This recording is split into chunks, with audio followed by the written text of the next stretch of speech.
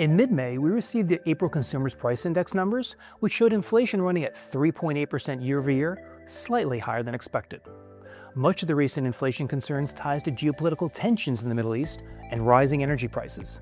But historically, those type of shocks tend to be temporary. Think about it for a moment. When energy prices rise and there is greater global uncertainty, do consumers typically spend more? Usually they spend less.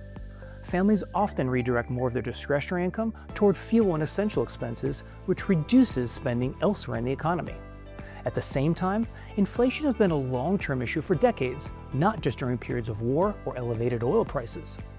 Data from Fred shows inflation has steadily increased in the US since 1975, including during periods of relative geopolitical stability and lower energy costs. Why? Primarily because governments continue to run large deficits, while central banks remain reluctant to significantly reduce money supply. For investors, this creates an important reality.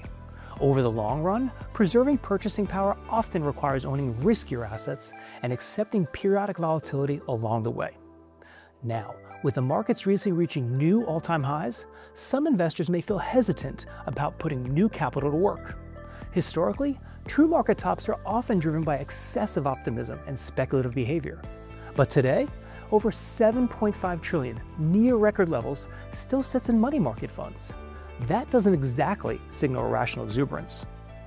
In addition, several sectors, including software services and healthcare, have lagged this rally and remain negative year to date.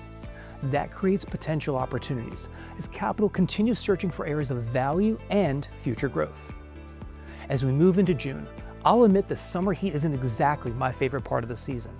But summer also gives many of us the opportunity to travel, recharge, and spend time with family.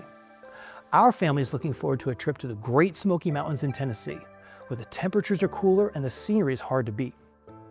As always, thank you for your time, and I look forward to speaking with you again next month.